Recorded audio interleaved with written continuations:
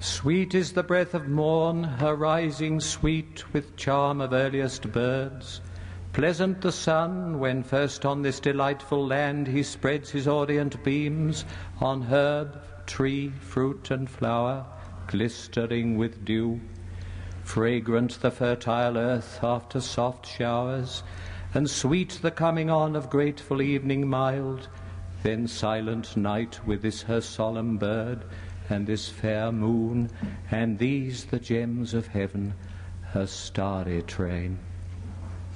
But neither breath of morn when she ascends with charm of earliest birds, nor rising sun on this delightful land, nor herb, fruit, flower, glistening with dew, nor fragrance after showers, nor grateful evening mild, nor silent night with this her solemn bird, nor walk by moon or glittering starlight, without thee is sweet. And here, that is between Adam and Eve in the Garden of Eden, as Milton felt it. And here is an extract from Wordsworth's Immortality Ode. Thou little child, yet glorious in the might of heaven-born freedom on thy being's height, why with such earnest pains dost thou provoke the years to bring the inevitable yoke, thus blindly with thy blessedness at strife? Full soon thy soul shall have her earthly freight, and custom lie upon thee with a weight heavy as frost, and deep almost as life.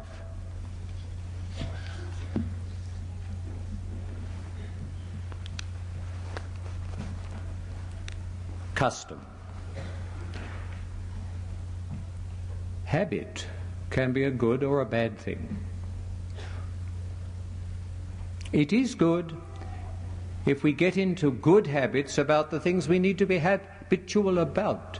But do you really think that we should be habitual about kissing one another or saying I love one another every day if it is just a habit? Surely habits are there in order that we may clear out of our mind the things that can properly be cleared out of it, so that the non-habitual may flourish. And only if the non-habitual flourishes will the frost become a thaw. If we could think, before I plunge into the more terrible part of what I have to say, and I mean alas terrible, if we could think that after all the main enemy is bad habit, whether it is the bad habit of vice or whether, which it is also vicious to be, the bad habit of custom where custom is not required. And certainly in the deepest of human relations, custom is out of place. So, having said that preliminarily about custom, let me now say something which should help you to understand the kind of way I'm trying to take this subject this morning. The Lord said to Martha that Mary had taken the better part. But ask yourself these two questions. Would he have said it at all if Martha hadn't fussed? And secondly, would he always be saying it? One of the invidious things we do about the gospel is to erect it into rigid principles and into a kind of Mosaic law once all over again. But the right way to follow the Master is the way he teaches. And what he does is to teach by saying unique things and doing unique things in every occasion that comes up. Thus, for example, it is obviously a relic of barbarism to stone adulteresses. But at the same time, it would be utterly untrue to derive from the story of the woman taken in adultery, which no gospel could find place for and got late attached on to John because they were so uneasy about it, the woman taken in adultery, it would be utterly wrong to erect that into a principle that adulteresses, or for that matter adulterers, should be forgiven automatically. Surely the answer is this: if there had been only one sister there, then that sister would have had to do the preparation for the meal and the listening to the Lord. And surely there must also be times when Mary has to do the domestic work and Martha has to listen. And surely the person of all persons who knows that perfectly well is the Lord himself, who knows that better than any of us. Please let us, and this applies to practically everything I say this morning, please let us remember that not only is the Lord unique, he is the only He's the only hero in history. There are no other heroes in history. To call anybody else a hero is blasphemous to him. That he, in his uniqueness, teaches us that quality which we need, which restores us from habit and enables us to live. What I have to say this morning, however, is mainly about the load of frost from another point of view. And then I hope to have time to say something about a thaw as well. When the Lord atones for us, he atones in an infinite atonement which can atone for anything that needs to be atoned for. But you know, we have to look at this business of atonement not simply from the point of view of the atonement of every individual soul that ever existed. We also have to think of it in terms of ourselves as the human race and what we have done. And what I have to say this morning is principally about what we have done and how we can undo it. About God-given marriage, which was instituted in the Garden of Eden, and outside the Scriptures is most beautifully described by Milton in the best book of Paradise Lost, which is not Book 9, which deals with the fall, which is not as important to us as it was to Milton, but Book 4, which describes the early married life of Adam and Eve. However, it is not long in terms of human history before Cain kills Abel. It is not long before Noah gets drunk. It is not long before we are faced with the problems of families in that greatest book about all families, namely Genesis, which is held up to us as an example to ourselves in which we must find likeness to ourselves. Not a series of wooden statues erected to perfection, but a series of stories about real families, and in particular one real family, studied in a way that we shall never find it studied anywhere else except in the Scriptures. Because if there's one thing that is absolutely certain to us in our church, we have the unexampled opportunity of remembering that the Scriptures are the finest of all literature, that we shall never find finer literature anywhere else, and that therefore in the Scriptures we have the means of judging all other literature whatsoever, and that we should so judge it. Because that, among other things, is what the Scriptures are for. If you felt when you were picking up a piece of trash, if you remembered, and most things that are printed are trash, remember, if you felt suddenly to yourselves, how does this compare with the Scriptures? Would you not throw it into the fire instead of continuing to read it? I had a young man come to me 2 or 3 days ago and said, "Should I read this?" And I looked at it and said, "Certainly not." So he threw it in the wastepaper basket. That was sensible. I looked at the last page of the wretched book first to say, I pointed out to him, that's the way you can find out whether to read a book or not. Read the last paragraph or two of it, you'll soon know. Well, that was a divagation. Now let me get back to my main theme, which is what we have done to marriage in history. All I can do this morning is to remind you of certain things. My sources are old-fashioned somewhat, but nothing has really, in my view, ever exceeded Westermarck's History of Human Marriage, that brilliant Finn.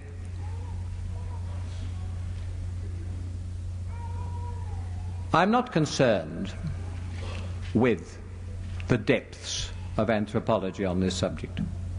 I'm merely concerned with what we have and can say about it and see about it from the historical and social point of view. Because the deeper point of view is not to be found in books of anthropology or psychology. It is to be found in the scriptures themselves, and above all in the histories of families that we have in the Book of Mormon and in Genesis. Also perhaps David and his family. But they are all, I think you must agree, examples not merely of success, but of failure, and the two very closely intertwined, which is what our lives are like. The first thing I have to say is that the institution of marriage, very early in human history, was made into a social institution of the wrong kind. Now, don't get me wrong, marriage is above all a social institution, and married people are responsible to society for themselves and their family, as they are responsible to God. And the family is the essential cell and unit of the state, and if it failed, the state will fail, as states are now failing. That is all perfectly true. But society took the family and made it into something very different from what the Lord intended. And ever since in history, there has been a pendulation between the institution of marriage as a social thing and the desires of human beings which are unsatisfied in that institution. And so constantly we have the swing of the pendulum between the insistence on institutionalization, which was still dominant in the 19th century, and then the reaction against it, which takes us into promiscuity as a reaction against that rigidity of institutionalization. And so you get these two opposite poles, on the one hand, of marriage as an economic unit and romance and promiscuity. The romantic is a reaction against the excess of institutionalization, and whether we believe it or not, it is still true that we are still in the romantic movement in the West. We have not got rid yet of its trammels, although it has now been going for a good 209 years. We have, I think, in honor to ourselves, to remember what history tells us about how marriage was made in the upper classes in the first place, and then by the bourgeoisie, into an institution for increasing the economic power of the family. And this, of course, is something from which the whole family has suffered. The man, the woman, and the children have all suffered from this appalling reduction of marriage to an economic transaction. So that in the Middle Ages, for example, you've got this ridiculous deep cleft between, on the one hand, the accruement of lands to a family by means of marriage, and on the other hand, the romantic excesses of chivalric love and its necessary association with celibacy in the troubadour tradition, and the breaking away from that tradition into adultery, which was almost inevitable in a situation of that kind.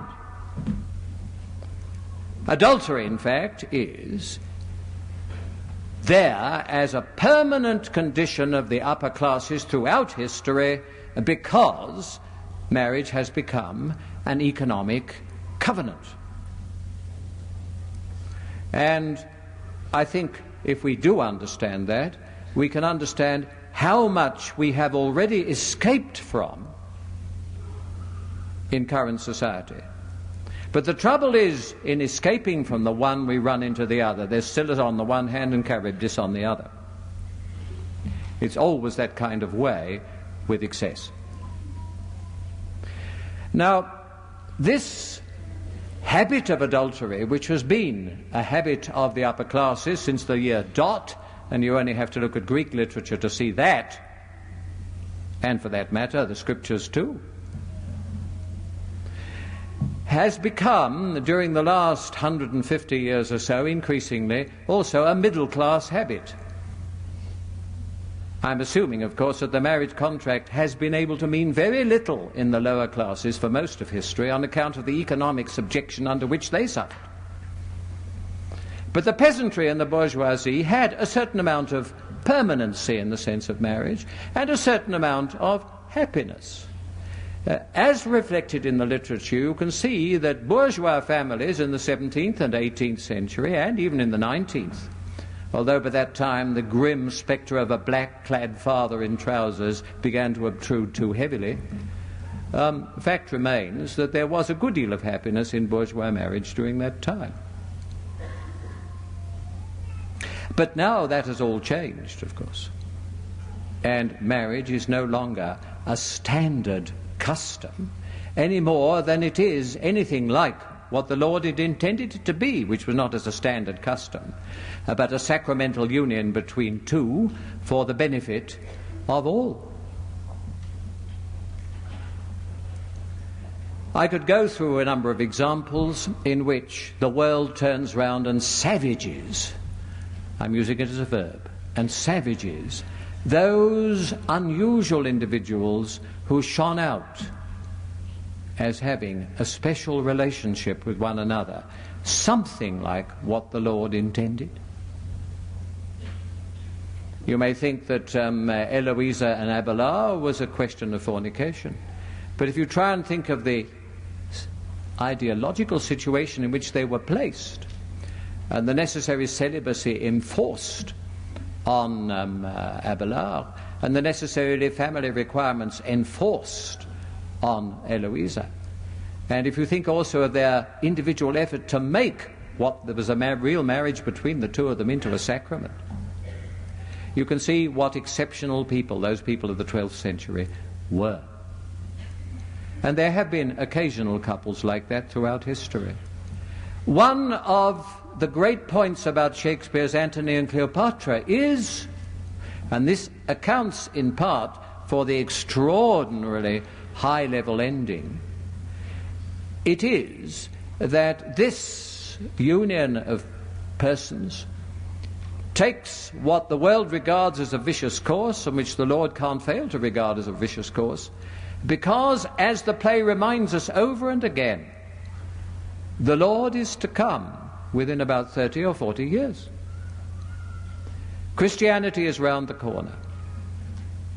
And in the middle dispensation, the ideal of marriage was once again placed before us, only once again to be obscured by the eruption of that Gnostic heresy of the 1st and 2nd century, which in its deliberate split of spirit and body created a situation in which celibacy was elevated to a greater virtue than marriage. And this is probably, of all things, the worst element of heresy in the development of the apostate church. And we have not yet totally got rid of it in our own church. If we had, this conference wouldn't be necessary. I think it was Hugh Nibley who once said the main task of the church up until about 1920 was to try and re-educate the Calvinists in the church into Mormonism. Because they'd all come in, you see, from Baptists and Congregationalists and Presbyterians with these appalling Calvinistic deterministic views, this split between spirit and body, this Gnostic heresy. So that, as I was saying to Chancellor Riddle the other day, we've got, in our theology, we've got spirit and we've got body, and we've got soul. And we know that the union of the first two creates the third. But when we come to adjectives, we've got corporeal and we've got spiritual. But the word spiritual has to do, in our church still, for A, an adjective to spirit, and B, an adjective for soul. Because you can't use soulful in that sense, it has a different clang. And the word soul itself, of course, is very difficult for us nowadays because of the blacks. But another reason why I point out that this education is still badly needed, so that we should understand the liberation of our own church on this matter, and its higher teaching than any other teaching on marriage has ever been offered during the whole time of the apostate church. We note to this morning, and that's why I began with it, that the presence of so few men here, and I wouldn't say it merely for myself, because I could see it quite natural that men might absent myself when I was talking, but I have been to other meetings and they've absented themselves from those too. And you know, not being somewhere is a choice, just as deciding not to act is a choice. We cannot avoid choosing, whatever it may be in our life, one way or another. All our actions are moral or immoral, and those of you whose husbands are not here might well go home and say, well, you've committed an immoral act today, my dear, you were not at the conference.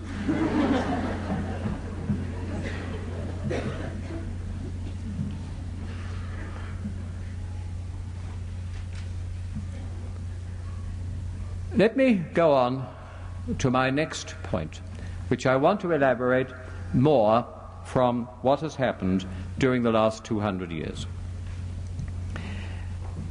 The Romantic movement brought together a situation in which middle classes wanted comfort and dreams from the rather pedestrian life they were living as the result of the development of the Industrial Revolution, with certain ideals which they developed from other portions of history, and particularly from the Middle Ages. And they made of it a certain way of looking at human love between man and woman in a very ambiguous way. Now, they were not, of course, the first to find this situation. Those of us who know something about Indian painting, for example, in the 18th century, are very interested to find in it, in a totally different society, but a society which arranges its marriages, an idealization of non-marital love of a romantic kind in terms of escape to the forest of the loving couple, etc., etc., repeated over and over again. And of course, you know that the country which produces most films in the world is India. And a great many of those films are about romantic love, again, as a reaction. Now, this is, I think, an important thought, because it means that the ideas of the Romantic movement about the relation of man and woman have not confined themselves by any means to the West, but for reasons of human need have spread all over the world, and for all I know may now be developing in New Guinea, because that is now an independent country, which I have visited. I saw no signs of romantic love in New Guinea when I was there, but things happen very quickly nowadays. My wife was with me and she's shaking her head. I don't know what she means by that. I think she saw no signs either, probably. But the point is relevant, because I'm quite sure there are young men and young women now in even New Guinea who are adopting these ideas.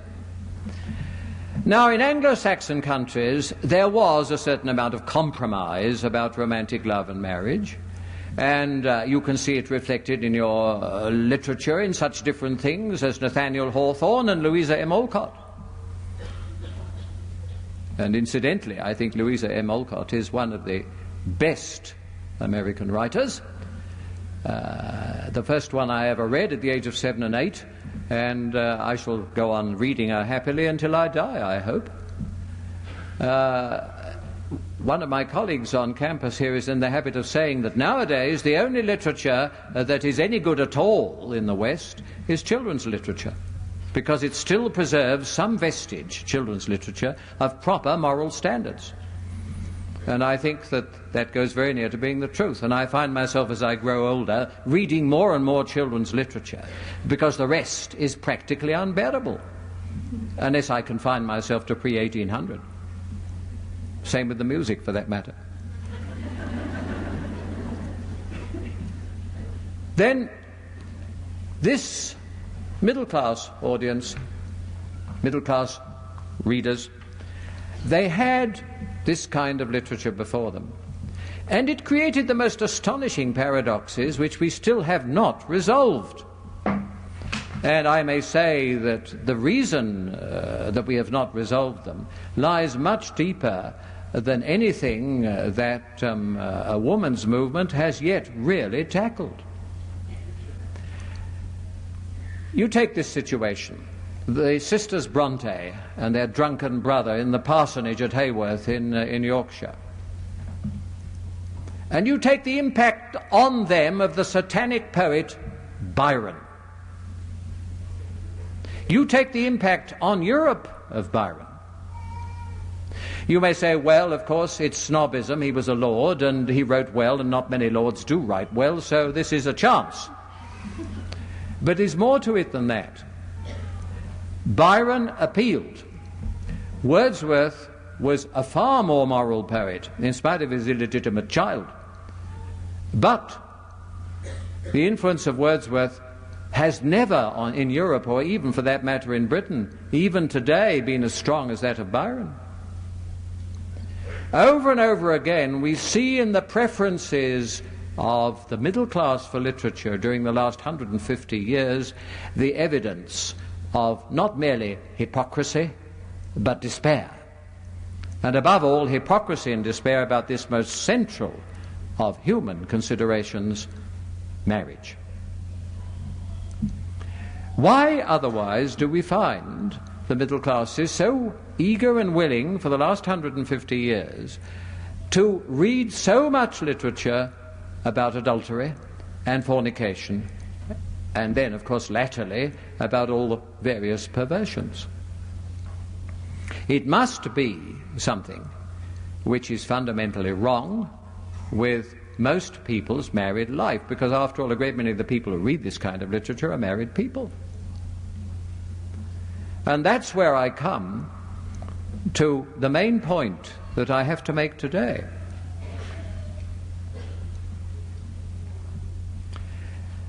The level of education may not be very high in our church in terms of the ordinary idea of culture. But it is very much higher than the rest of the world in terms of what we accept as moral standards. And if moral standards are not fundamental to culture, I don't know what is. I hold, as all Mormons should hold, and if they don't, they should go home and think about it, that the aesthetic and the moral are indissoluble. That if a thing is good, it must also be beautiful and true. If it is beautiful, it must also be good and true. And if it is true, it must also be good and beautiful. And if you cannot unite those categories in your mind, then you need integration. Those categories need to be united under one grand religious category, and it is the religious category that unites it. There is so much thinking in the world about social problems, including the social problems of women, which are very serious ones. So much thinking from the point of view of sociology, psychology, philosophy, literature itself, etc. But these are all the philosophies of men. And the relationship of the sexes, which is after all the relationship of human beings, What we are required to do is to look at one another as human beings in the first place. The relationship between the sexes is one which, if it is not religious, is not satisfactory. If it is not permanent, is not satisfactory. If it is not pure, it is not satisfactory. We don't know, perhaps, as much as we need to know about it, but such experience as I've had of illicit relationships is that illicit relationships do not produce harmony or happiness or even physical satisfaction, if you can distinguish between that and the other kind of satisfaction, which I don't believe you can. And therefore the promiscuous world is getting more and more uptight, tense, unhappy, and undecided. And this applies, of course, even more to the women than the men, because if one thing is obvious throughout all history, it is that men have nearly all to gain from a permanent relationship in life, but are prepared not to recognize it. But women have clearly recognized it about themselves for the most part until our own time. As my mother used to say, and I owe it to her, I suppose, therefore, it seems to me, she said, that men are naturally polygamous and women are naturally monogamous. And I used to say to her, does that mean you want me to have several wives? And she said, not necessarily, but what she did mean was, of course, that men are more prepared to deny the fundamental value of marriage than women are. And that ought not to be so in our church, and may not be so. And yet, look at all the women who come to women's conference when it's the men who need to come to women's conference, just as it's the women who need to come to those appalling conferences that I can envisage in the future, which will be men's conferences. And here I come, I'm just thinking about the amount of tobacco smoke and beer and things of that kind at men's conferences. It's bad enough already. Now let me come back to this business then, which is my final theme, about human beings. Because this is the point at which much clarification is badly needed. I've just been rereading, at the instance of a friend, Dorothy Sayers' 2 essays about the relationships of men and women, written back in the 30s, but prophetic in their way. What she insists on, essentially, in those 2 essays, and she was a highly intelligent woman, one of the best intelligences of that time. I have had the honor of meeting her and having her company for a few days once, and she was a person full of common sense. I've rarely met anybody so full of common sense as Dorothy Sayers. Perhaps she had all the more common sense because, of course, she has contributed towards escape literature more than most women. But there we are. The woman who wrote 9 Tailors is a woman of common sense, was a woman of common sense. What she has to say fundamentally is this. In all social relations, we are required to look at one another as human beings.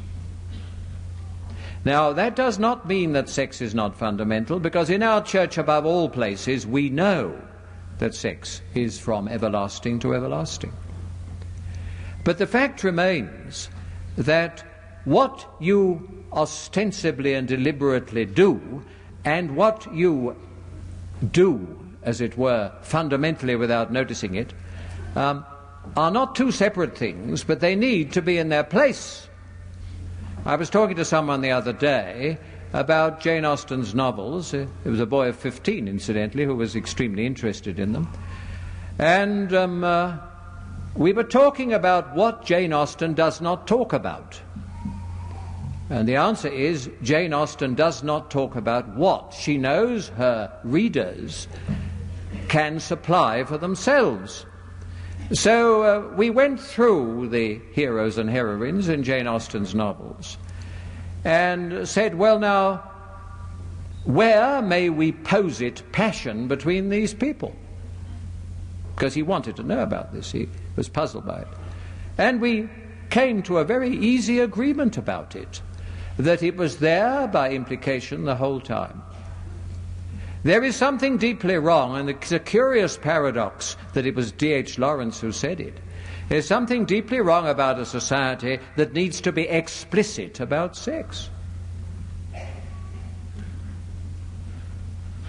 It's a survival of that Calvinism. It's a survival of that Puritanism. It's these people who are determined to be puritanical in their anti-puritanicality. That means, if you like, fanatical. I don't know quite how else to say it. But to be fanatical about anything is obviously wrong, and to be fanatical about sex is obviously wrong. It leads to things like the tearing to pieces of Orpheus by the Bacchantes. A terrible myth, but a real one in the sense that it corresponds to something profound in human nature. A band of women get together and tear the poet to pieces.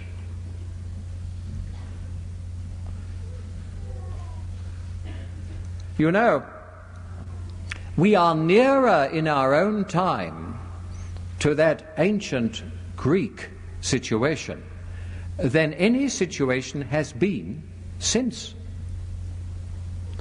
We are recurring to a profound barbarism in the West. And our church is perhaps the only consolidated, integrated way against it. The Roman Catholic Church has, after all, broken down and is definitely making efforts to save itself all the time by making compromises here and compromises there. And it will continue to do it. We do not make compromises.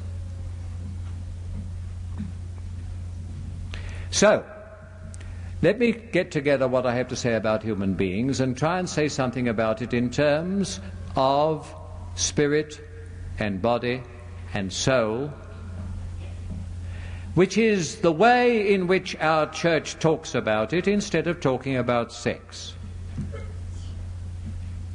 The reason why people are so anxious nowadays to be explicit about sex is because they have been inhibited in the past, and they have swung over my pendulum image once again. But we have no reason for that kind of inhibition in our church, because we have restored and had restored to us the Christian doctrine of marriage, as preached in the gospel, as practiced by the favored few during the apostate church, and as revealed to us in this, the last of times. It should be, therefore, easier for us to deal with these problems than it is for the outside world. And I think it is quite likely that there are many thousands of human beings within the Mormon Church who are happy and fulfilled and determined to do their part in these things. But of all the places in the world, and this is my final point, of all the places in the world where the church is threatened by the surrounding culture, this is the place. Because most of us in other countries are under no illusion about the total difference between the church and the surrounding culture. Whether we come from Britain or Switzerland, or whether we come from Latin America, it's the same. We know that Satan dominates in the surrounding culture. And American Mormons are extremely reluctant to admit this. And yet, with your mass media, with your technical ability, with your money, and with your resources, Your culture is better able to express the satanic than any other culture in the world, including the Soviet Union and China, because they are inefficient, and you are still not inefficient in this country. You are still efficient. So the Satanism of your culture is under the domination of your efficiency. And so this country has the principal responsibility for the dissemination of good or bad ideas in the world. And I have seen American films in America and Asia and Latin America and Europe and Africa. And they all, almost all, have the same bad message. Please, in our knowledge of having the truth in our church, let us remember that that truth is not in our surrounding society. It is there on principle in the American Constitution. It is potentially there in American practice, but it is not there in American practice. And it is not there either in your reactions to the situation, whether they be blacks or Chicanos or a specific spearhead by women. These are all offshoots of the surrounding culture. The macho behavior of men has to do with the surrounding culture. And the anti-macho behavior of women, which also becomes macho behavior, is part of the surrounding culture. It is not part of the church. And it is not part of the church either that we should have sympathy with the movement, although we may have sympathy with the people in the movement, because the movement is sinful, though the people in it may be the sinners. But we must not put the burden upon them. We must point out the sin, but not the sinners. But the sin is there. And though the sin of men is greater, because they on the whole have created the abominable civilizations in which we have to live, the task of women remains what it always has been, as the higher moral being, to try and establish in their families a standard which will resist the appalling attacks of the world which on the whole men have made.